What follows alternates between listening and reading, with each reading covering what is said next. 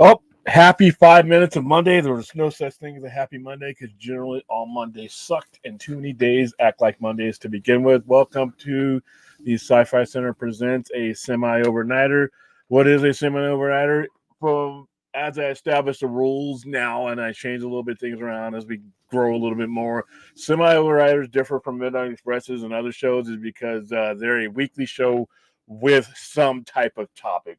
More and more of the Midnight Expresses from this point on are going to be exclusively open mic, open topic, whatever you guys bring. This one, to a certain extent, will be open topic as well. I just do some things out there that interest me, and I figured might interest you guys as well. I watched True Detective season 4, episode 1. Weird, very weird, intriguing, but a little bit different than the previous 3 series, in my opinion. And also, we're gonna, since it's cold, it's winter. We're not even in the middle of winter, but it's winter time, and I figured, since I'm a horror fan, I know I got plenty of horror fans in the part of the audience. I figured I would just start talking about horror movies that have been released in the winter months. And believe it or not, there's been a lot of them, and a lot of really successful ones have been in there. So I'll bring up my favorite, but you guys can bring up yours. And I'm pretty sure if I can associate it in any way, shape, or form to the raid, I'm pretty sure Brad will be along for the ride too. Hello, Brad. Yes, I had to do it, dude. I had to do it. well, I mean, it's like I've had. I mean, I brought up Good Burger plenty of times to your annoyance, so I'll take it. One of those. The raid is watchable. So the Good Burger is not. All right, Williams Bay. Ooh, wow, she's quoting William. I bet that's fourth. That's him. Okay. Oh, geez. Yeah, I bet that's fourth. He knows I hate that character. Oh yeah, you don't have to admit. I mean, yeah. Okay. No, we're gonna take that off the screen because if I leave it up there, you'll try to start doing it in your that voice. Bring back my headache. And Aaron, to answer that question, yes, I'm feeling much better. Allergies are hitting me, but allergies are with me forever. I can't shake allergies. That's part of my life. I'm not as congested. There's no headache today. Just a little bit itchy nose and everything, so you'll hear me sneezing, but no coughing. So we're good there. Hello, everybody. I'll go ahead and turn it over to you before we just say hi to the chat until we'll jump right into our semi topics and we'll go on open mic. This will be a little bit longer than a Midnight Express, though. We're not going to rush anything. I have time. So. Okay, so I have Aaron, all the text people in the chat. It's good. Ruth, how's it going? How you doing, see everybody? Hello, Aaron, and the other guy. Yeah. Clint, of course. He's got his little thing for you, and I'm sure he'll have his little thing for me shortly here too.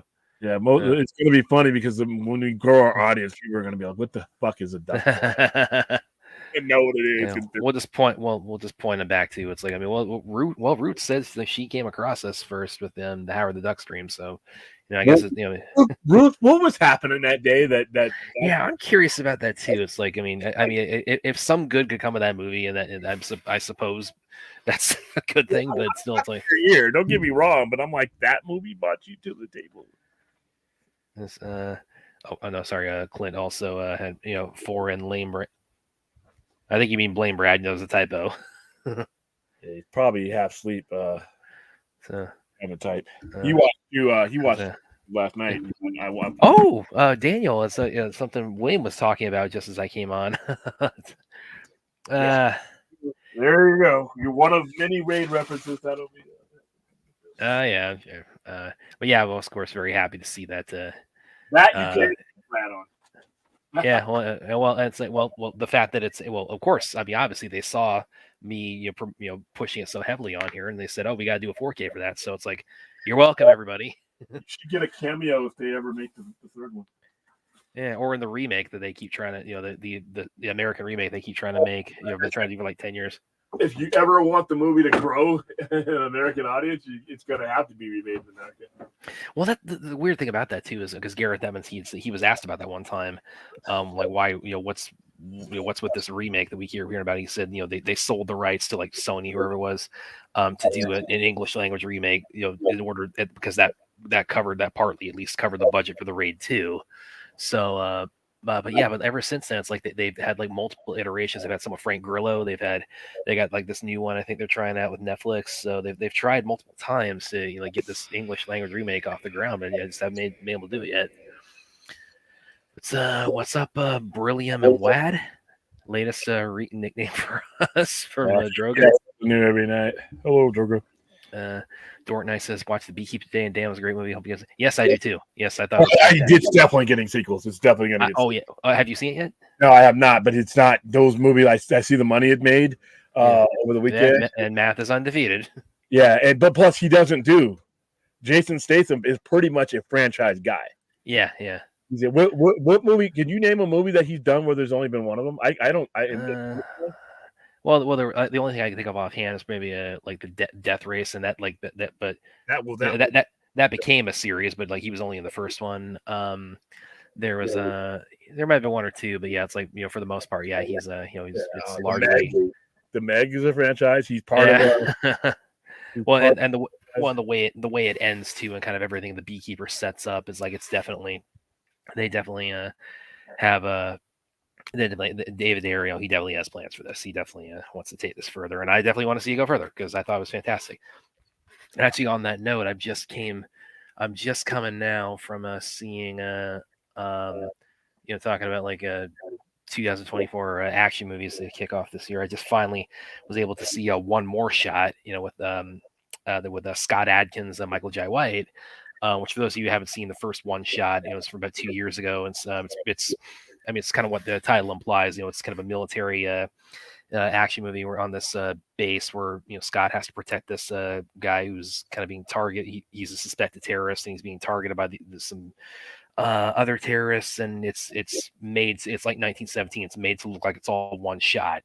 So, and then the second one just came out, One More Shot. So I just finally saw that and I absolutely loved it. So if you haven't seen that, pull that up on demand too, because it absolutely kicks ass. And I think it's definitely better than the first one. And the first one was awesome. So yeah, Beekeeper, One More Shot. If you're into action, martial arts like I am, we are definitely starting off 2024 very strong. Let's see. And Root says, Wink, we talk about film 7. Can't believe it came out in 95. I think the movie is amazing. Would love your thoughts. Yeah, no, I agree. We talked about it all the time. Yeah. 7 is like literally. That's a classic. It launched Fincher's career after Alien 3 didn't do him any favors. That we don't bring that up here. 7 is intense. What's good about 7 is it does a lot with very little. It does a lot. It's a lot of implied violence, like what's in the box. Obviously, we don't necessarily, they don't take her head out, but you understand that's what's happened. And a lot of the stuff that Kevin Spacey does, it's done with dialogue. The terror and the horror in that movie is done with dialogue, and it's like and they kept it. They when it was released, they kept his involvement. They didn't reveal who was playing John until it showed up, so they kept his involvement secret, which is like it's kind of weird. Now you flip that. Now it's like if you did want him involved in anything, now you would have to keep his involvement secret. Yeah, but you cannot. That's one of those things that like I said. I'll let the legal system handle it. He's gonna get work again. He's gonna get work. Yeah. Just the world spins, and once there's enough dispute brought to his cases, and I'm not taking any side, Kevin Spacey will get work again. Roman Polanski got work. I mean, everybody. Listen, people are fickle, and for the most part, we fans are full of shit.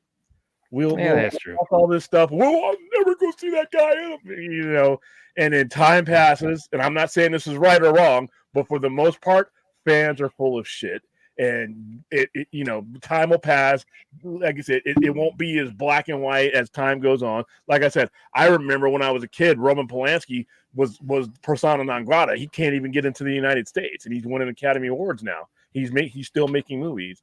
I mean, Mel Gibson was going on drunken tirades, anti-Semitic tirades. Mel Gibson got plenty of work. Well, not just anti-Semitic, but I mean, there was also the one snippet of it where it's like he's dropping other racial slurs. He's threatening his ex-girlfriend. I mean, so and like I said, it just for the most part, as time goes on and other stuff goes out, people but like I said, you can't take away the stuff that he did. Like 7, his presence in 7 established him as Yeah, somebody who could just really fucking creep you out. Yeah, he's really chilling in it, and like William said, also Seven is like when we talk about doing a lot with little, it's like it's for being R rated and for I mean, because it's not a It's not a gory movie at all. Yeah, it keeps it all like the one that always really stayed with me the most was when they go down to the brothel and they find the victim of the lust.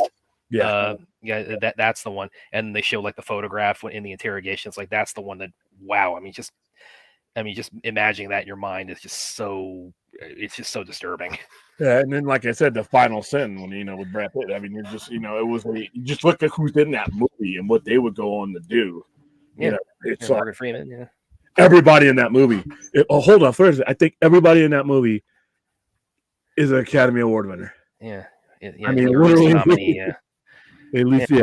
And Gwyneth Paltrow, this is before anyone, this is right when she was breaking out, and then she would go on to star in Marvel movies that she would forget she was in.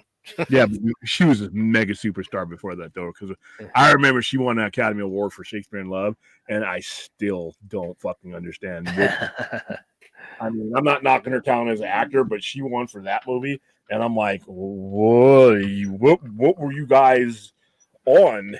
So let's see, starring Brad Pitt, Academy Award winner. Starring Morgan Freeman, Academy Award winner. Gwyneth Paltrow, Academy Award winner. Kevin Spacey, Academy Award winner. I mean, director David Fincher, Academy Award winner. I don't think he's won one. Oh, he's not yet, really? Oh, that is a crime. Well, his that kind of movies. Hold on. Oh, yeah, that's true. He's been nominated 3 times. Okay, so at least okay, but that's still wow. He's got 40 Academy and he's got 40 nominations.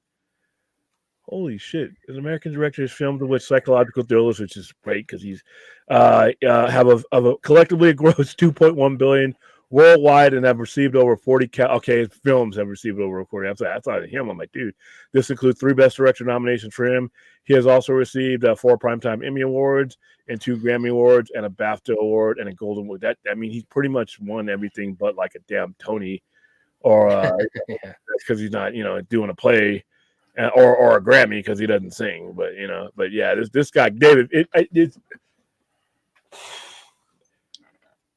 it might be David Fincher's best film, but Zodiac, which was a lot of bullshit because they were going from an opinion of of people who were so they just basically took their version of it, their opinion of it. If you watch Zodiac, there's something. Here's the thing about David Fincher. He frames things in a way that it's so stylistic. If you watch, hold on, I just want to make sure that somebody's not tagging me. Okay, cool. All right. Zodiac opens up with Hurdy Gurdy Man, and it closes with it. And the whole movie is just so stylistic. It's like everything he does means something. Everything he's placed somewhere means something. That's in all of his movies. It's like and you watch Mindhunter. Mindhunter, I to this day, Mindhunter is one of is arguably the best thing creatively Netflix ever done. I know there are other hold on, there are other there's not Game of Thrones,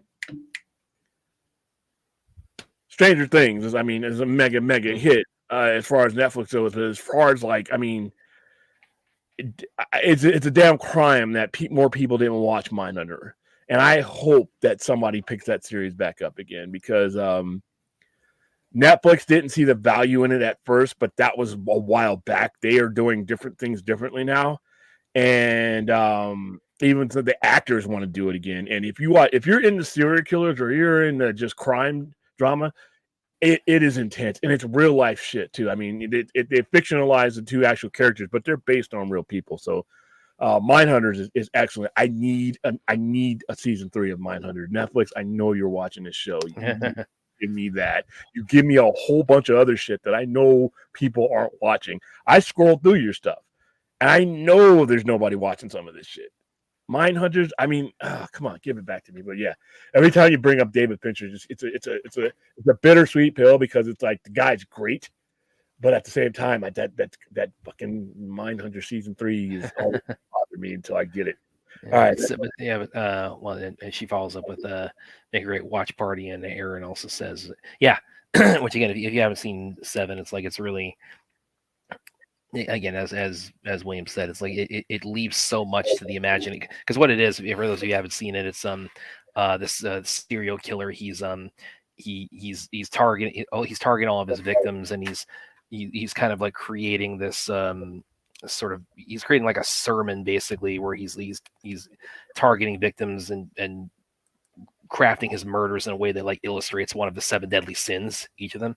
So like the first guy is gluttony, and so he's he's basically tortured to eat himself to death, and then there's there's this district attorney who's gotten for greed, and so on and so forth. And it really keeps so much of it, kind of to your imagination, like what happens to all of his victims. But it's so effective at how it does it. And like I said, the lust one in particular, that's the one that's always really, aside from the ending. The ending is like the ending is such a mic drop on all of that. I mean, the ending is just so.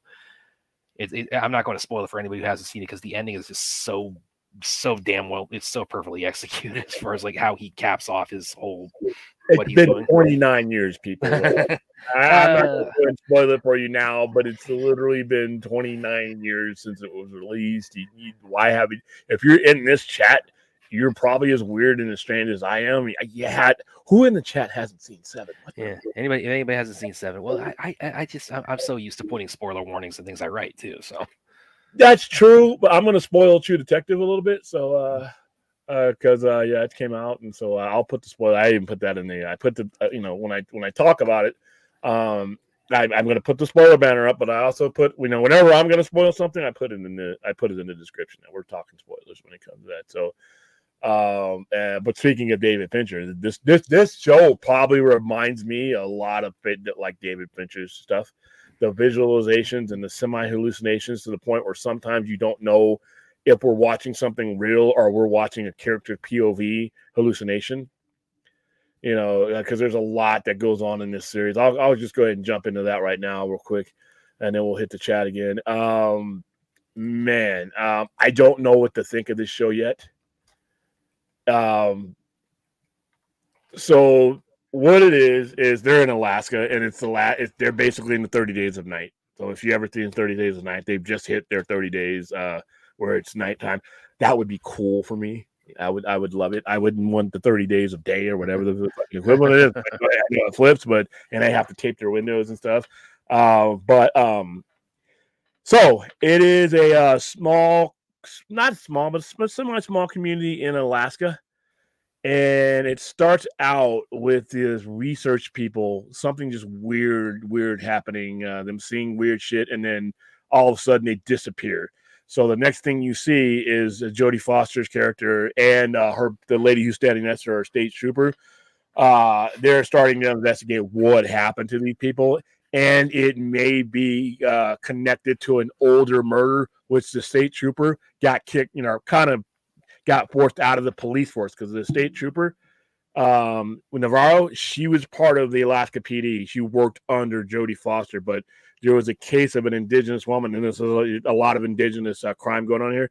There was an indigenous woman called Anna who was a protester of the mines and things like that. She was an environmentalist, and she was brutally murdered. And it's an unsolved case that's been haunting them.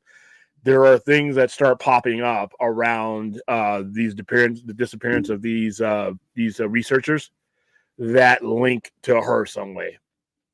And that's what the whole thing is. The backdrop is her murder, which was unsolved, and now these missing people. It reminded me of a John Carpenter mixed with adventure. Obviously, it takes place in the snow like The Thing does, but the way in which these people are killed is just weird.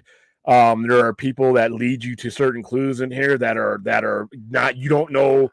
They have to be hallucinating because what they're saying cannot be fucking real. There's a one-eyed polar bear in there that links them all together. So that tells me they're hallucinating. The lady who leads you to the missing, this is spoiler. Let me put my spoiler alert. I'm only going to semi-spoil it for you guys because, like I said, I don't think I can do it justice. My explanation is not going to, you got to kind of see this because when I'm telling you about visualization and hallucinations, You have to see what they're hallucinating to understand what it is. But that's what it is. It's a very visualistic show. The three previous ones were more gumshoe or more, straight up cops and robbers type shit or murder. This one's got, like I said, it hints at supernatural, but it's not necessarily supernatural. I think it's all going to be based on reality, but I think a lot of these people are having implications, supply suggestions. Their mind, in some of these cases, are telling them what they want to see, and especially in one particular person's case. And Jodie Foster's great in this. It's only been one episode so far. Everybody that they've introduced, they've laid the ground. This first episode, it seems like a very strong character with ties to a lot of things. And when they show you how when HBO shows you one episode, they'll show you what's going to happen to the scene. Like they'll give you like a glimpse of what's happening, and it looks like everybody in this show, there's not one wasted character in here. They're all involved in it somehow, and it's all involved to the previous murder. I liked it. I don't know, how to feel about it a little bit more, because I'm used to, when you say True Detective, I'm used to that just being, straight up like the first 48 type of shit. But this is like it hints at supernatural, but I don't know if that's the case. I think these people are psychologically fucked up. If anybody in the chat's watched it, let me know what you think. I like it. I'm going to be reviewing it on a weekly basis. We're not doing watch parties of this one because I think this will fucking this is not one of those ones where, unless some people want to watch it with me, that's up to you. But you got to understand, it's a weird and it's a little bit disturbing imagery wise. I mean, it's and the content. I mean, like I said, you have just have Killers of the Flower Moon, and then you have, because all Alaska has an indigenous population that's been pretty much treated like shit, and then you have a lot of them were environmentalists because of the damage that was being done to the environment. Hold on for a second. Okay. Yeah. So there was like different, different things happening, but yeah, it was I thought they got off to a good start. I thought they set a strong foundation going forward. So we'll see where it goes. I mean, last time they had a show like this, I got this into was Sharp Things. That was with Amy Adams, and then they ended up not continuing it, not because it wasn't successful, because it was, but the content disturbed Amy Adams so bad that she decided not to. She didn't want it. It just took her to a place she didn't want to go. So I hope, this with True Detective, you're only going to get one season of this, and then you'll get another True Detective, like, different detective. But I had fun. Did you have a chance to watch this? No, unfortunately. It's TMA, but if you ask your parents, they might let you watch it. Oh yes, William always getting in that one. But it was on Netflix. Where would you stream No, it? This is on HBO Max. Oh, okay. So this will probably be on Max. Okay. It's definitely on Max. Yeah, it's definitely on Max. That's where I watched it at. I liked it. I want to see. I liked it enough to want to see where it's going. They opened up a lot of Pandora's boxes that I'm hooked now. I have to see where they go. So that's my recommendation for you guys. Go watch this. Watch it. Watch it with an open mind, because, like I said, it's not a traditional cop homicide adventure type thing. So yeah, nor for that matter is Seven. But again, because it's David Fincher, it's not going to be either of them. Yeah, but with Seven, like I said, Seven was a more straight up detective work. It was based on like I said, obviously biblical things, but this one there was no real hallucinations. That this one's different in a way that it's like I said, you're seeing things through, and you have to realize that you're seeing them through their eyes. I don't think there's any supernatural hinting at it, but you're seeing things through their eyes, and that's another thing that David Fincher used to do. He didn't do it visually sometimes, but he would do it. You could tell where the point of view that the protagonist and antagonist were coming from. The only other person that does that to that level is Michael Mann. Michael Mann, when you truly understand where both sides are coming from. Like when you watch Heat, you just don't look at Macaulay as just a criminal. Yeah, he's a criminal. He's a bank robber. He's been in prison several times, but he tells a story from his point of view and how he sees the world. And same thing with Al Pacino's character. You're seeing it. You're seeing the LAPD from his point of view, and all the visual aspects that go with that. Whenever you see De Niro's character, it's in like a red or an orange because he's perceived to be the villain. Whenever you see Al Pacino's character, there's blue hint because he's perceived, and he does that. He does that in a couple of different movies as well. He does that a lot in Miami Vice. He does that a lot in Ali. He does that in just about every movie. You know when you're on the other side of the movie when he makes it. And I think Fincher is that way too. So we'll go ahead and hit the chat, and then we'll go into some of the horror shit. All right. Let's see, where did I leave off in the chat? I'm not going to do it in my voice from the camera. I'm going to spare William for tonight. But is it? I bet this is fourth and Spider-Man, like changing up their names and their pictures just to screw around William tonight. Is that you guys? I bet that's you guys. Come on. Are we going to talk about Thanksgiving again? I'm sure we will, because that's also going to be. There's going to be more of that, definitely. There's definitely going to be more of the Thanksgiving after it's, very bloody run this past Thanksgiving. Music Man. Well, they announced a sequel, probably. Yeah, William, I know we talked about it on Saturday, but do you think starting a DC Universe with someone like Icon or Stargirl would work? Hell no. No. I mean, no. I mean, like I said, that would be that would be shooting yourself in the feet because nobody knows those characters, and you have to have an audience for those characters to work. And like I said, it's just basically doing a lesser version of Shazam. Yeah, so sorry. He also says Beekeeper was the shit. Herbs a sequel. Yeah, it was the shit, and yes, there will be. Probably going to get the trilogy. Yeah. Well, again, you're definitely going to, and I've even done this. See comparisons with John Wick with the kind of the how it sort of establishes, state them as the quote unquote beekeeper. There's definitely they've set it up in such a way where it's like they definitely have planted the seeds to go further with this and show him, kicking asses all along the way. So I'm definitely down for that. Seven is a masterpiece. Yes, excellent thriller, absolutely. Music Man also says Kevin won most of his case. There you go. Yeah. Even he's back. Crank got a sequel. I mean. Yeah, that's true. Yeah. Kevin won most of his case. And he's back to making. Yeah, and he's back to making weird Christmas Eve videos again. And he'll be back to making horror movies too. I bet you. He's gonna be out there. He's gonna be out there because like I keep saying, it's like I did think he was pretty legit as Lex Luthor in Superman Returns. Again, but it's like you said, fans, what the fuck do we know? We're trying to make the moral high ground on anything.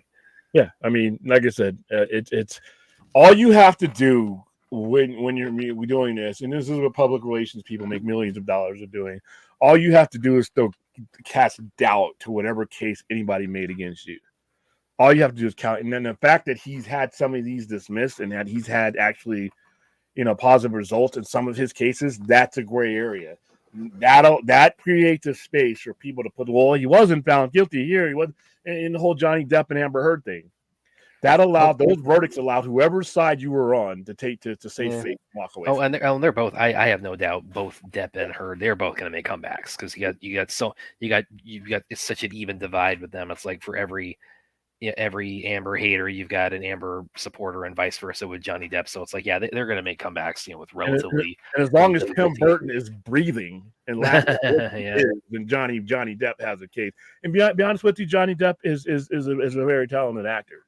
And like I said, once you create that that gray area of things, you create a space for people to come back and support them. They don't have to really, and plus, people generally don't have to give a fuck what other people think when they like a popular person too. We've seen how that can work out and on different levels. So yeah, there you go. Well, you've also said, the customers or the audience members' relationship with the performer or the filmmaker.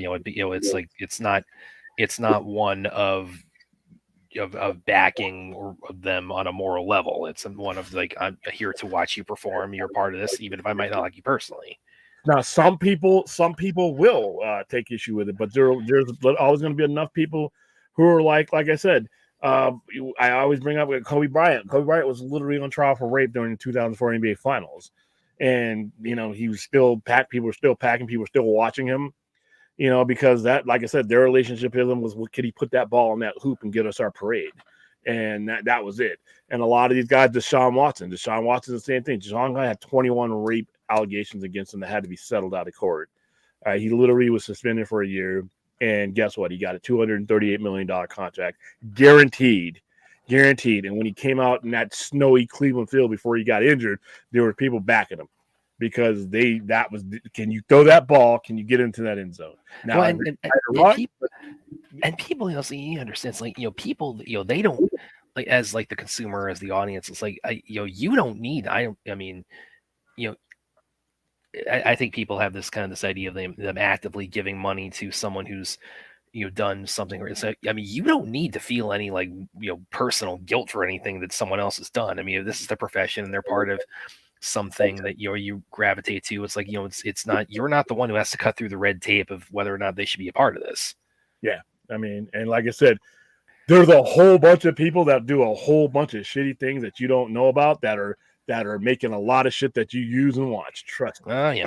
Nobody knew about, the general public. Hollywood knew about Weinstein, but and just what, for everyone that's found out, there's 10, 20, 30, 40, 50 that are doing awful shit that ends up on your kitchen table, that ends up in your refrigerator, that ends up on your TV that you don't know about. So, yeah. And I don't think, like I said, you probably don't want to know some of this shit. So, yeah. When they say you don't want to know how the sausage is made, sometimes that is very true. And but Weinstein, now that's a guy who's not making a comeback, though. No, he's there's going to be a person that plays him that's gonna be in his next movie. But not Weinstein. Weinstein is in cell block, whatever, and I don't think he's getting out while he's alive because he's already old. He's gotten 8 life sentences. Yeah, and he's not even in good. He wasn't in good health even before all this. I don't think he's gonna. I don't think. Yeah, he's and he is a scumbag. I don't think you're gonna find any apologists for Harvey Weinstein there. And some actresses risked their career earlier on to create wins. There was a lot of actresses before he got pulled out to the whole Me Too movement. There was a lot of actresses that went on record and said he was, but he had so much power that nobody wanted to cross him. They oh, that's horrible what happened to you, and then they take a job from him. So yeah, well, that's another thing too.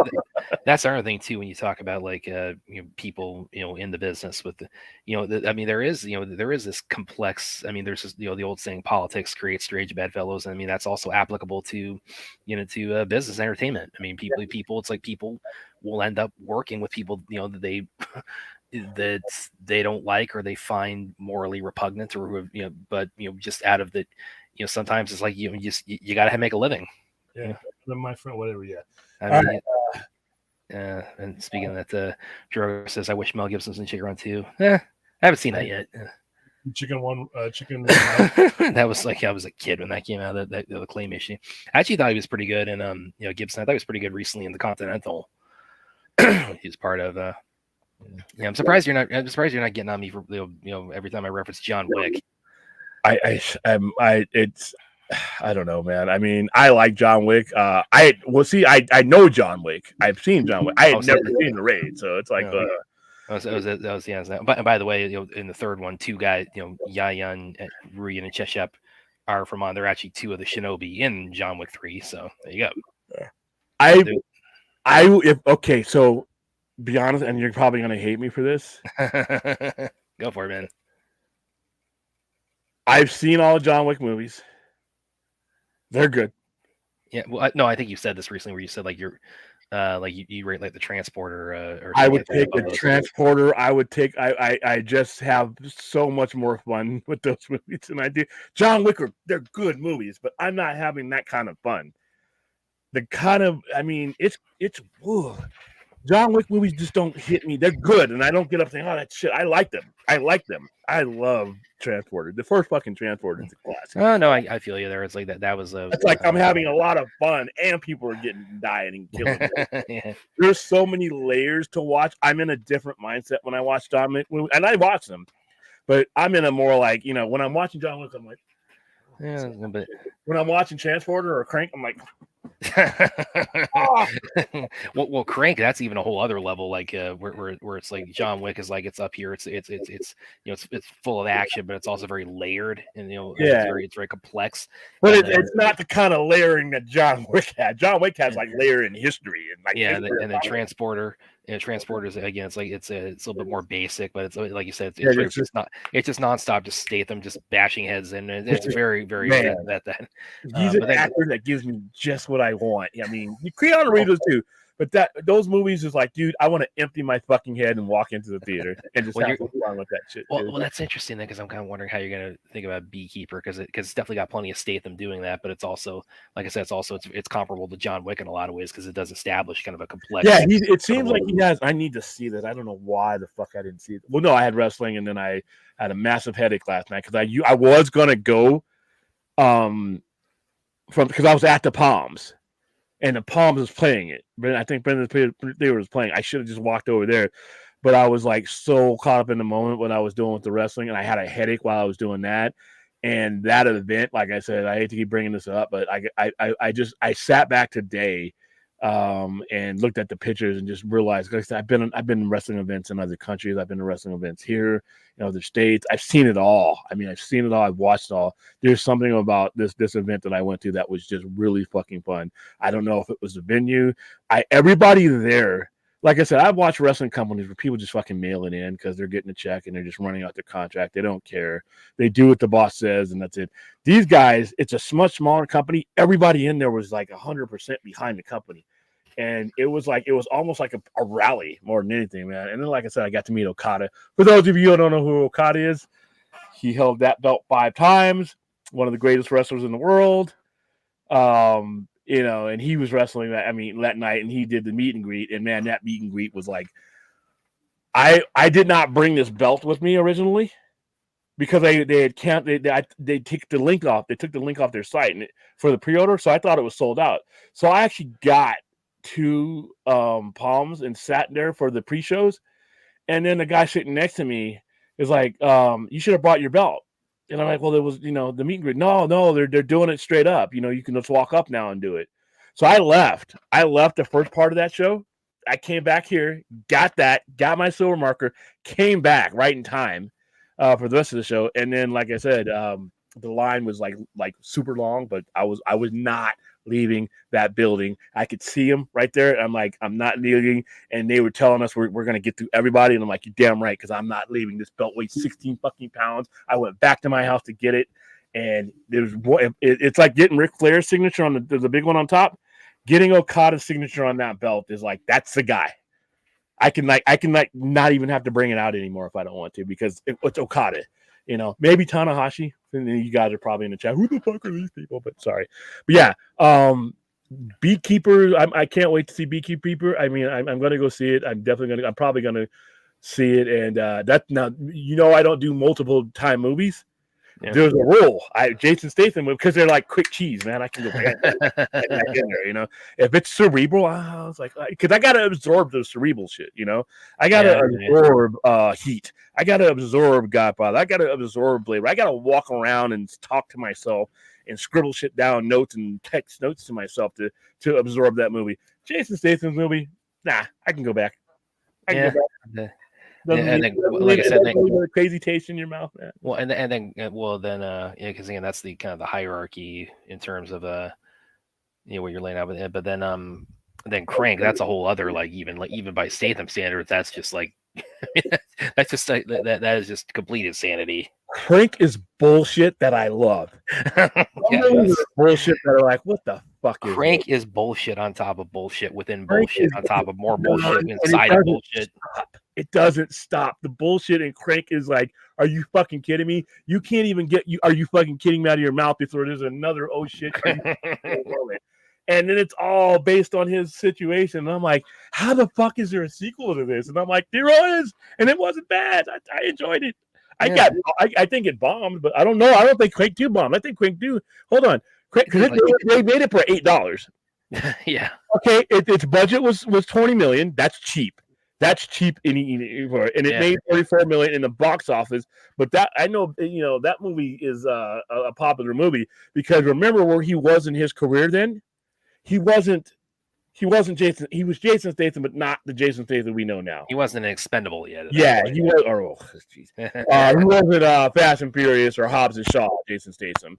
I mean, so a lot of people went back on streaming and watched his movies because that's what it is. People don't realize a lot of these movies may not have done bonkers back then, but when you do movies that Hobbs and Shaw, I guarantee you, if you liked Hobbs and Shaw, you went back on streaming. You watched Crank and you watched the Transporter, because the Transporter was another cheap one. You look at Jason Statham's his filmography. I can't believe he's 56 years old and he'll be 57 and he looks awesome. Yeah. I mean, he just looks like the coolest dude out there. So he started with Lock, Stock, and Two Smoking Barrels. He was Bacon. I remember that he was in Snatch. He did a lot of Guy Ritchie, three Guy Ritchie films, Snatch. Yeah. Ghost of Mars. That's where I first saw him. That movie kind of sucked. Yeah, the one with Jet Li. That's the first place I saw him. Okay, I saw that one.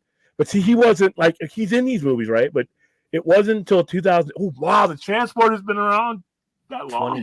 22 years. God, I'm feeling like an old man. I was in high school. Frank Martin, the Transporter was another one that doubled its money. But this is back in like 2002, with that kind of money was good for you. If you doubled your money in 2002, you did all right. Transporter 2 came out. Now, Transporter 2 is really fucking good. Yeah. And but that one was a breakout. That one, they made it 32 million and 90 million. And that's got some stupid shit in it. I mean, it's got a part in it where he's got a car bomb underneath of it, and his way of getting the car. Listen, everybody, if you haven't seen Transporter 2, he's driving this car, he's got a bomb underneath of it, and his method of getting it out, he runs up this ramp and to put the car into a barrel roll, and he times it so perfectly where they put that in the trailer. That was the bottom of the trailer, yeah. Where the bottom of the car like scrapes across this crane, and the crane hooks the bomb perfectly, and the car keeps spinning over, and he just lands the car on its wheels and just keeps driving. That was in the trailer for that movie, which was complete batshit crazy. Now, going on to Transporter 3, like, the third one's kind of bomb because it's like they run their courses out, and all that stuff. No, they made Transporter 3 for $40 million. Yeah, it made $112 million. So he did Transporter 3, and I don't know if there's a Transporter Brotherhood that I got to fight with.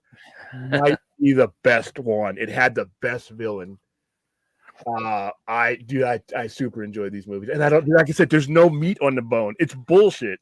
The same stuff that sinks Fast and the Furious for me, for the most case, it doesn't sink these movies. That is true. Transporter, it handles the bullshit way better. Yeah, it's just done better. I mean, you look at the cartoonish shit that they do, and Fast and the Furious, the latter half of them. It's like, okay, it's like, because even for me, it's like they have just gotten so crazy. But when you look at Crank, the bomb thing is ridiculous, but it's in a flow. Yeah, you it's just done differently. But yeah, Jason Statham. So all right, guys, let's talk about horror movies that were released in winter. Now, we got to stop on Statham, or we're not going to be able to stop. I like I said, he's a guilty pleasure. I know his movies aren't necessarily Scorsese, but I fucking enjoy the hell out of it. Oh, by the way, real quick before you get started on that, Nicotina, how's it going? He just posted on his Twitter, David Ayer started following him. So cool, congratulations. Score, man. Congratulations on that. Just reminding me of what nobody follows William. Nobody knows. I enjoy my anonymity in most cases, though. I'm like I said, I'm on this whole YouTube thing and everything else, but there's nothing like going somewhere and nobody knowing who the fuck you are, because and that's me. Yeah, I feel you. But on our little community, I'm still a nobody. So I'm inside of YouTube, I'm nobody, and outside of YouTube, nobody knows who they am. I have it on spades. I had it brought up here, but I was running late. And by the way, is that on the thumbnail? That's Julian Sands there, right? Yeah. Yeah, because he everybody hadn't heard, is like he unfortunately, this is really bad. I mean, he went like hiking north of LA last year, and he disappeared, and then in fact we're just coming up, we're just past a year ago now, and where he was his body, and his body was discovered, so he just it just so he went missing, and then he died out in the wilderness, and then he was finally discovered. So that sucked. That sucked. Hold on. Yeah. Hold on for a second. Buy me some time real quick because I can't. The file Okay. I had it all laid out. I'll be right back. Okay, I'll go. I'll check out some of the comments while William's getting that all set up.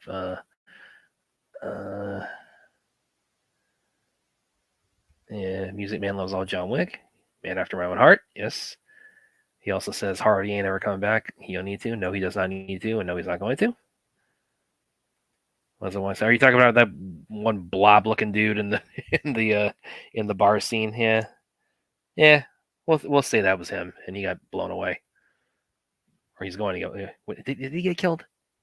I forget. Because there's so many aliens in Rebel Moon. It's like. All right, here we go. Okay, William's back. Okay, so the rules are here pretty much. I mean, obviously winter, starts in late December, but if you guys want to bring up anything from December all the way up till technically mid-March, you can. I am mainly focusing on movies that were released in January and February. So I got the list brought up here. I have the January list brought up, and I'm not bringing. When I can tell one of them, with the Silence of the Lambs and one of the top great movies. That's the remake of oh damn, why does the name escape me? No, it is not the remake. I know what you're going to say. It is not the remake of Manhunter. Red Dragon is. No, not Man. No, I'm talking about the guy with the pickaxe back there. Oh, yeah. We're gonna hit that one. My Bloody Valentine in 3D. Yes, the name was escaping me for some reason. I remember seeing that when that came out. One of the very first movies I showed because it went almost straight to DVD. It was in the movies for a little bit, but it went straight to DVD, and I actually got it. Yeah, and I actually got DVD justice for it. That was actually Jensen Ackles because that was between he was on Smallville, and then that was kind of before he really kind of broke out with the Supernatural and what he's been doing lately. All right, so we're in January right now, and I'll get to the other list. Obviously, we have Dusk Till Dawn, which I think is a highly overrated movie, but hey, I know people love it. Body Snatchers. All right, so they remade Invasion of the Body Snatchers a bunch of shitty times. Like the Invasion, the one with you're bumping up against your mic. Oh yeah, sorry. It sounds like you're fighting a dog. Body Snatchers. Yeah, Body Snatchers was released in 1994, January 1994. It has Meg Tilly in it. If a horror fans from the 80s know who she is. She was in Psycho 2, and she's been in a bunch of other stuff. This was actually one of the good remakes of the Invasion of the Body Snatchers. Now, it does not even come close to the 1977 version with Donald Sutherland in it. That's one of the creepiest films ever made, and it is probably one of the best horror movie remakes besides The Fly and The Thing. It was released in there. You had some Dusk Till Dawn, which I don't really consider a horror movie. The Relic was good, but it was 1997 good, so there you go. Deep Rising sucked. I saw this in the theaters, and it was just this is when all the water movies were coming out, Leviathan and all that shit. It's like the Mothman Prophecies, I wanted to be good because I was a Richard Gere fan, but I didn't get it, and it didn't do a lot to help you get it, and that's probably why it kind of failed. Darkness Falls was really good. Darkness Falls was in an era in the mid 2000s where they were just putting out some good cheap shit. Oh Jesus! All right, well, well, we all knew this one was coming. If it hadn't been for the ad campaign that started in July of 2007, watching Transformers, because Transformers was a Paramount movie and this was a Paramount movie, we're all hyped for Transformers, right? Or Transformers just first. I mean, kids my age. I mean, we grew up with Transformers and never imagined that they could make a real movie of it. And then they did make it. We thought it was going to be cheesy. And say what you want to say about the entire Bay, whatever. That Transformer movie was groundbreaking. It was the good one, the other ones, but that one was good. So we were all hyped. Me and my buddy, Army buddies, and they were hyped for this movie. We're like, wow. And the preview screens, usually you got your bullshit previews. This comes out of nowhere. Yeah, and it didn't have a title. Yeah, it didn't even have a title.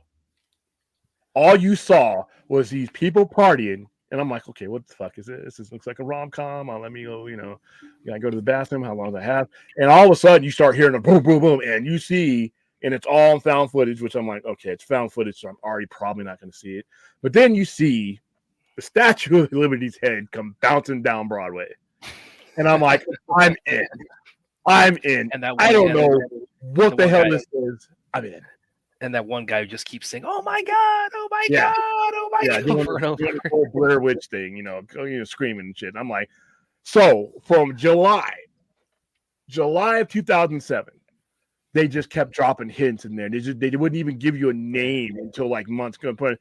And I'm like, this is an epic campaign. And they didn't show the creature either. Didn't show the creature, and just in their website, they used the website expertly. I mean, it was great. Everything that they did in that movie was right, except for the fucking movie itself. I got to that movie. It was a fucking disaster for me on other levels besides the movie itself. The movie wasn't a bad movie. It just wasn't in my opinion, what they advertised. They advertised as a monster movie, and they gave me human interest bullshit. And then not in Godzilla -1 human interest. Cloverfield. The difference between how human interest can work in a monster movie is Godzilla -1, and the difference in how it cannot work at all is because -1, the people were not stupid. Every fucking imbecile in Cloverfield was a moron that by the end of that 92 minutes of monsterless bullshit, I wanted them to die. It was like the only way this movie could be a success for me is if every one of these motherfuckers die, because they all did stupid stuff to get themselves killed. I'm like, what the hell? Well, they all died, don't they? They all died, and like I said, in the dumbest ways possible, like the reverse Saw. The quality of Cloverfield, I can't knock. It's shot, the cinematography, all the shaky cam. There were people in my theater throwing up, and it was that tends to. Yeah, I had to move. We had to move. If somebody behind me threw up, and somebody in front of me threw up, and I'm like, oh, if you get this shit on me, I'm gonna. And they're like people, because they didn't give you a warning about that. But I'm like, dude, you saw the previous shaky cam. So a lot of people weren't, they're doing it, and you saw people getting up and watch. Some people got up and left because they couldn't take that shit. And I'm like, I hated it too. I'm like, what the fuck are we doing? And I'm like, so yeah, the quality of Cloverfield is untouched. J.J. Abrams is one of my favorites. I just didn't like with this movie. I was so disappointed. I literally counted 6 minutes of monster. And I'm like, if now -1, you did it with that, not as much monster, but you did it right. This is not done right. But like I said, their sequel, the 10 Cloverfield Lane, was epic till the ending. But for the majority of the movie, it was great. So yeah, Cloverfield's on the list. My Bloody Valentine, man, this is a mindless part of a movie, but it's everything I want as a basic horror fan. It's a dude with a pickaxe massacring people, so you're gonna get plenty of triple D. Yeah, but he's doing it fucking cool. Okay, and it's in 3D. So the movie wasn't like 7, but they knew they were making a 3D movie. They're like, we're gonna kill people in ways that is 3D, and I have where like the pickaxe goes to the back of their head and it comes out through the front, where it's like it's got their eyeball on the end of the spike, and that's a top 10. But here's the thing about this movie. It doesn't give a fuck about being gratuitous, being sexist, being overly gory, disembowelment. It's got everything in it. There's a chick, shit you not, who finds out that the guy she's banging is filming it. And she sees the camera because she's riding him. She looks up, there's a camera, and she gets all mad and everything else, and he leaves. She runs out butt naked. Stays that way. She's outside in the parking lot running. The guy she's with, she's arguing with him. He's like, you motherfucker. She has a gun, and, the gun's not loaded because she's like, I'm going to kill you. She's holding a gun. She's naked. She's about to shoot him, but there's nothing in the gun. She's like, I already know the gun's not loaded. So he's like brushing her off, right? He opens the door, and the killer's there, and the pickaxe just comes right down on top of his head. And it's 3D. I'm like, oh, man, I think I stood up and clapped.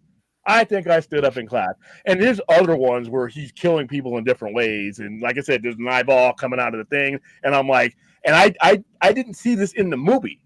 I actually got a license. I actually got a license to show this in my screening room, and we had a bunch of us in there. And I went out and got 3D glasses so that we could watch it all, and it did not disappoint. I love this movie. It is not a very good movie, but it didn't need to be. It was that movie. It's like, you a horror fan?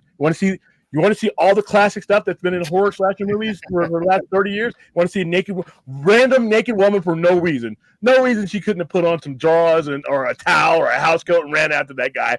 They gave you what horror fans have been getting for 30 years, and they did not apologize for jack shit. That's why I love this movie. It says we're gonna be exactly what you expect us to be, and you're gonna do it in 3D. We had entrails flying at you because he disembowels a person. You know, this movie, like I said, it's one of my favorites. I actually have a copy of it, and don't watch it. There's a version of it out there that doesn't have the 3D on it. Don't watch it out there. You're cheating yourself if you don't. Well, Aaron agrees with you. Yeah, Mama. I never saw Mama, to be perfectly, and this was actually Andy Muschietti's first movie. Yeah, I didn't like this one. I didn't think it was bad. It just didn't. Like I said, certain movies just get to me and draw me in. This movie just was kind of boring. The boy, creepy. Yeah. This is like I said, this was a creepy doll type of movie. This is one of the. I don't know why they have this as number 3. I don't think Split's a horror movie. I love this movie, but I don't think it's a horror movie. Yeah, I think you might put it more to like psychological thriller. Yeah.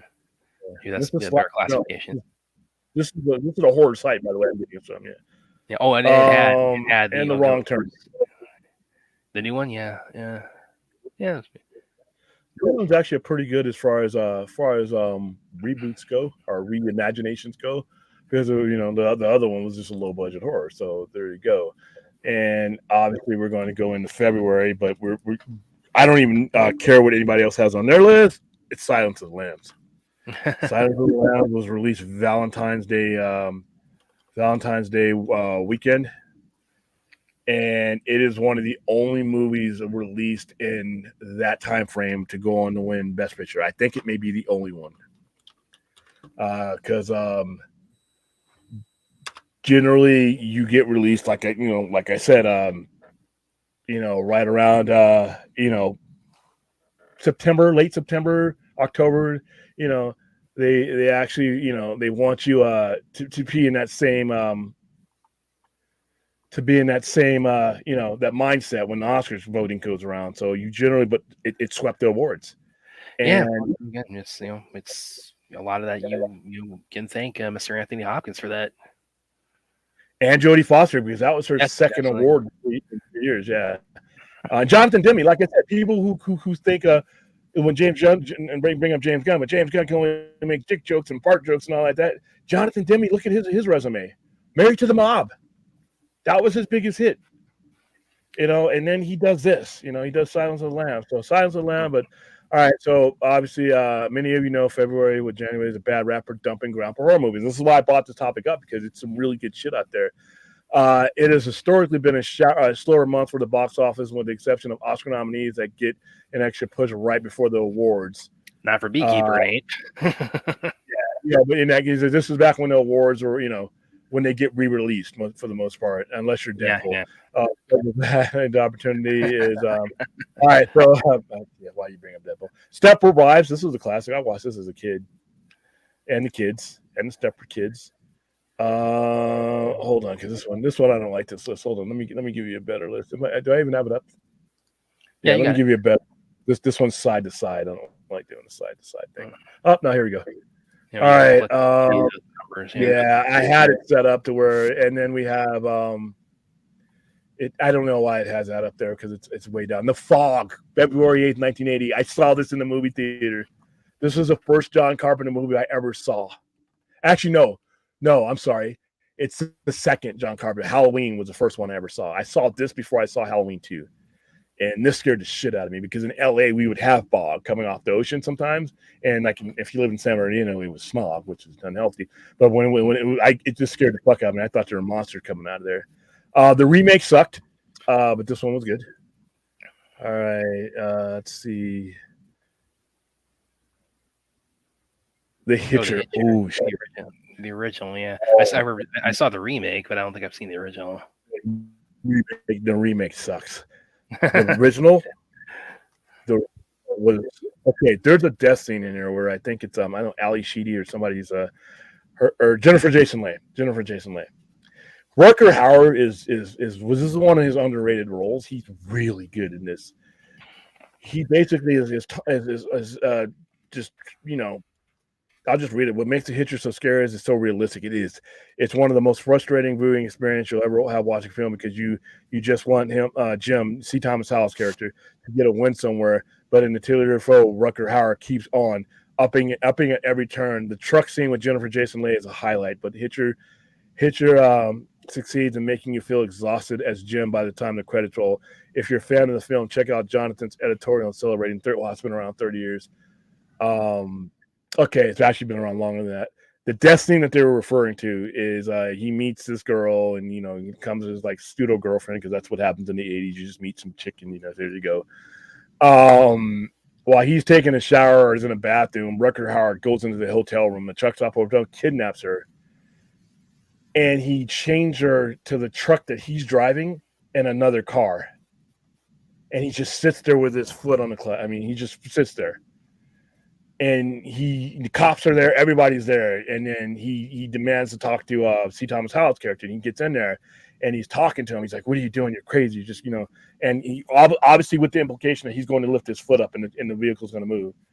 And as he's trying to convince him not to do it, Rucker Howard is crazy. And while you don't see it, but you see him lift his foot up, and you see the car go, and you know that she's dead and she's been ripped apart. That movie was intense, man. The Hitcher was. Forgot about that one. All right. Nightmare on Elm Street 3: Dream Warriors. I was about 3 weeks old when this movie came out. This was probably when it started to get real stupid, where he just became a joke. The best thing about this movie, to be honest with you, some of the kill scenes are creative, but this is the point where I'm feeling that we're taking this child molester killer and just laughing at him now. The best thing about this movie was Dawkins' song called Dream Warrior. That's about it. But it wasn't a very good movie. Yeah. I think it's actually the worst of the money. By the way, this list is pretty old, but it has. I didn't want to come too forward into the present. Silence of the Lambs. He has this as number 5 on his. Oh yeah, that's yeah, this is like 2016. I'm sorry. Silence of the Lambs, only horror movie to sweep the Academy Awards and win it all. 5 major categories: Best Picture, Best Actor, Best Actress, Best Director, and Best Adapted Screenplay. And for good reason. It's fucking great. Yeah, he takes the word out of my mouth. The Academy Awards. Yeah, we're held on March 30th. This was the latest that the Academy Awards have been at. Since most award contenders are released in the holiday season, to think this was released on Valentine's Day too. Yeah, that's what I always. So you're talking about 13 months from when from the release to when it wins. It's Oscar love, yeah. In the Mouth of Madness is one of the John Carpenter movies I just don't like. It just never really resonated. It was supposed to be part of Prince of Darkness and all that, and people said it was connected to the thing, and I'm like, nah, it's just a really slow-paced movie that just really it was like I said, it's H.P. Lovecraft, but in not in a good way. So let's go past that one. After I go through this list, we'll get to some of you guys. Hannibal. This was the sequel to Silence of the Lamb. They redid Manhunter when they did Red Dragon, which was you can't remake Manhunter because Manhunter was 80s. It's and you can't you try to remake Michael Mann stuff, it's always going to turn out wrong unless it's Michael Mann doing it. Miami Vice, the movie, was a success only because it was Michael Mann doing it. This movie is gross. As you can see, there's a Ray Liotta. Actually, he cuts open Ray Liotta's head and cooks part of his brain and feeds it to him. He disembowels a guy and drops him from a balcony so that his intestines hit the ground. This movie is intense. And there's a guy, Gary Oldman is in this movie, and he plays a guy named Mason Berger. That carved off his own face because he was infatuated with Hannibal Lecter. He was just I don't. This movie was disturbing. I didn't. It was a good movie. It had some good music to it, but it was you can never catch a Silence of the Lambs. It was just he's Anthony Hopkins is great in it. It just never felt it. Frozen. I remember this. Yeah, not to be confused with the Pixar Not movie. yeah. This is yeah. This has some animal harm in it, so I'll just go ahead and skip that one. Whereas Frozen, Disney does not. The Crazies is actually pretty good. This is an adaptation of it was George Romero who did it 50 years earlier, I think. So, but this was decent. Different movie, not a zombie movie, but just different. I wouldn't put it this high, I wouldn't have put it up, where he has it, but And then the last one on this list is The Witch. The Witch is actually pretty good. This is where I first saw what's her face, Anya Taylor-Joy. So that's the list that they have up there. But like I said, I already had my favorite one, which is before I even built the list. Warlock was released in January of as well.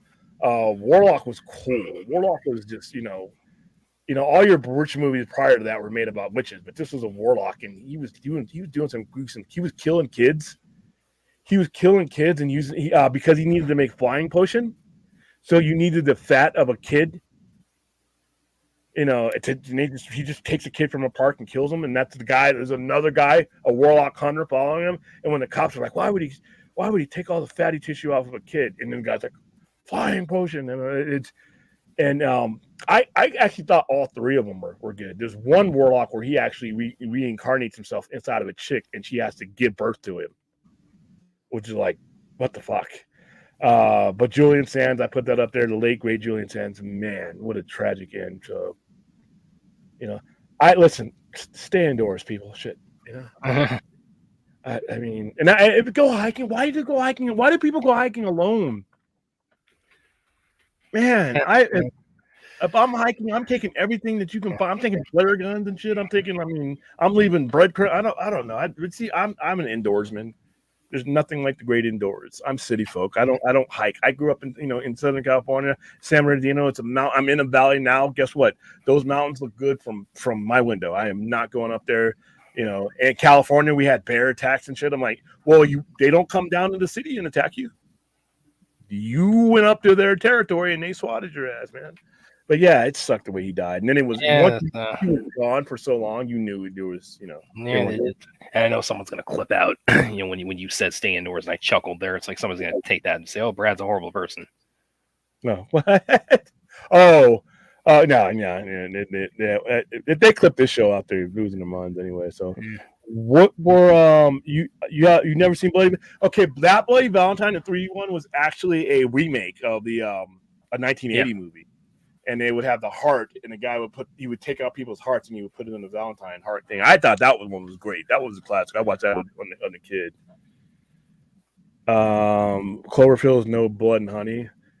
Actually, like I said, Blood and Honey was as advertised. So I mean, it'd be different if Blood and Honey went on some amazing campaign saying it was like a $100 million budget, and you got what you got. It wasn't. They advertised, and they let you know they were low budget.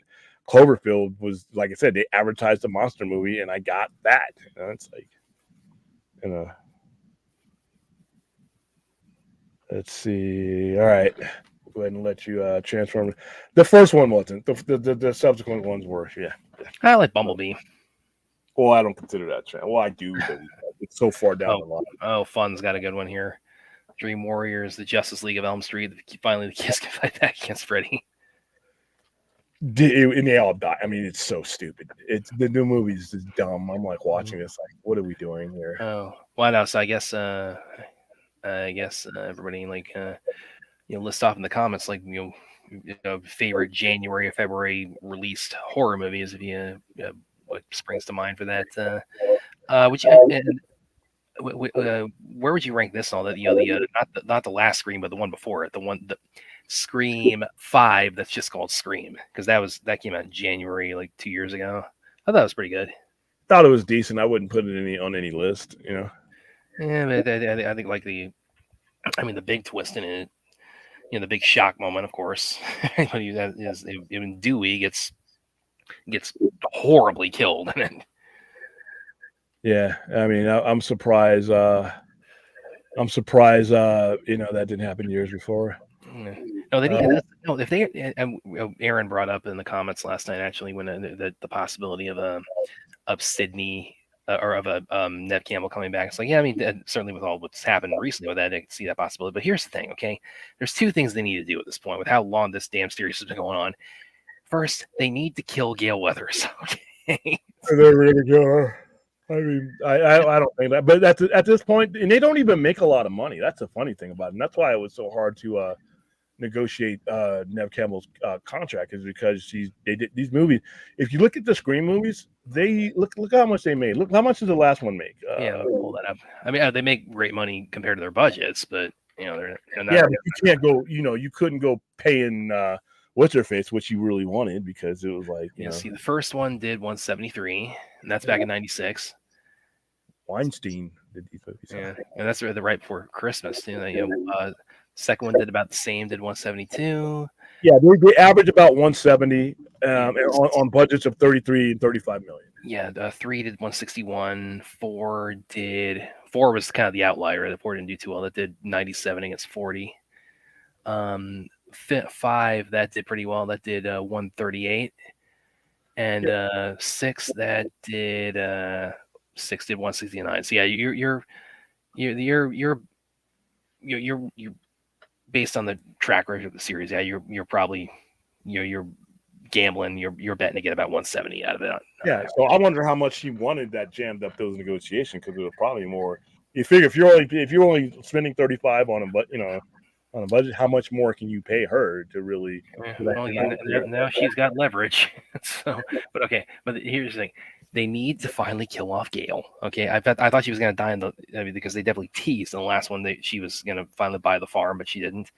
And this is like the idea. It's like they finally need to, because Sydney is like, she's been through all this trauma. Let her become Ghostface finally. Lame. Really, you think that's lame? No. Who would snap after going through this 6 times now? I did like, although when they came back for 5, it just her attitude about the whole situation. She's like, oh jeez, another maniac with a knife. Well, yeah, because it became a trope after a while. It was like, for her, it's just another day at the office. But again, that's how much she's gone through with this, with all these guys, these maniacs with knives and Ghostface masks on. I don't know if I want to see her back again, though, because here's the thing about the other one: is you gave yourself a new lease on this series, and now you're just basically being forced to go back. You're basically Larry, you know what, Larry? I am going to do your Bones by Birds this week, by the way. I know I saw you in the chat, so I forgot all about that. Had a lot going on this weekend. Statham never lets me down. Nope, never does. Yeah, but I'm thinking you brought up all these kind of ones that came out. Oh, here's a good one. Well, by that I mean a bad one, or maybe not even like that. Maybe more just one that really caused a lot of backlash when it dropped. Screw you. The Devil Inside. It was 2012. I actually thought it was. Actually, looking back on it, I don't think it's actually bad, but the ending just infuriated everybody. Which anybody who's seen, it's like the ending. The car crashes, and then it does the whole. It's like, oh, we couldn't solve the mystery kind of caption that says, for more information, go to this site. And I'll never forget, like, my audience, I mean, they revolted at that point. I mean, pissed. And actually, there's a good bring this up because there's a good audience reaction to the ending here. It's just the audio, but this is. All right, I'm seeing anyone. This was theaters across the country that that Thursday and that Friday night in January 2012. I mean, people just it was just. I mean, the backlash was like nothing I've ever seen. Oh, I'd be pissed too. Did you see The Devil Inside? Uh-oh. Yeah, here it goes. So listen to this, everybody. This is Oh, what. hold on. It's warning us that we're going to get copyrighted. Do we really want to do this? Well, it's not footage. It's just the audio of the people reacting to Oh, the. okay. Yeah, so you're not going to see anything there. But yeah, this is the ending. The audience reaction to the ending of The Devil Inside, where it's again. The characters all die. It says we couldn't figure out what happened here. For more information, go to blah blah blah. So here's how everybody took that night, and this was I can assure you, this was very much the reaction of my theater that night. I will never forget this.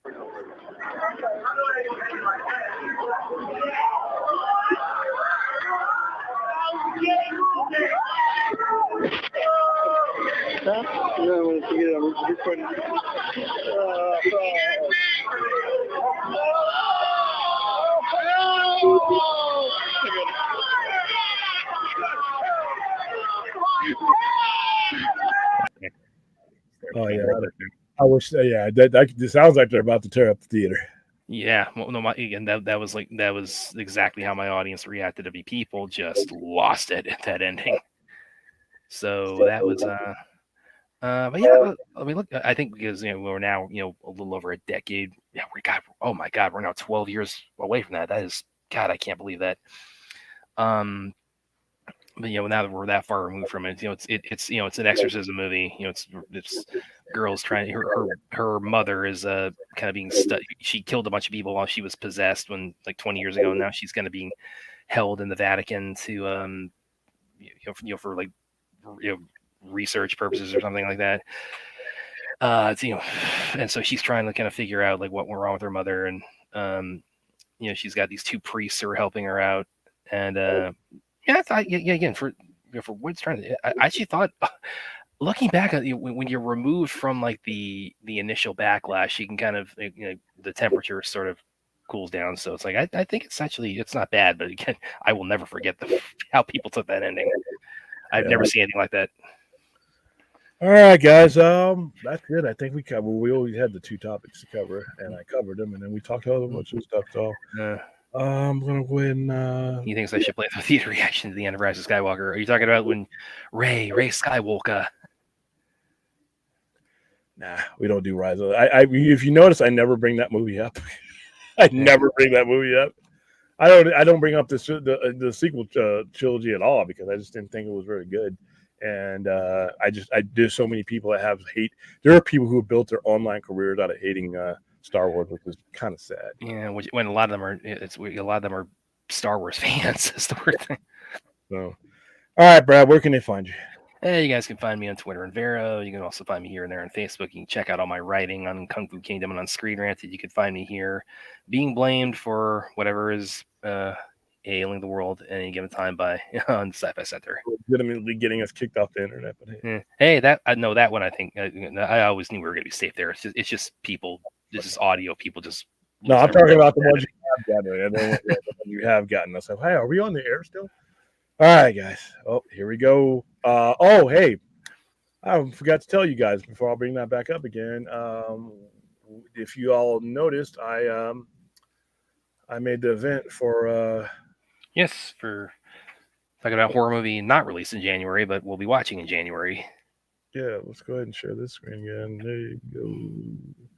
Present. So this is gonna be fun to revisit too, because that was again, this was 2 months after Zack Snyder's Justice League came out, so the whole fandom was just on such a high at this point. There you go.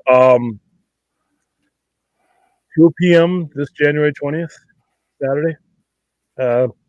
Same situation as always. Well, we're gonna do it. Like I said, we're gonna do a watch party of this one. We're not gonna actually do the Twitch thing because, like I said, it's Netflix, and don't want to do that during the fundraiser.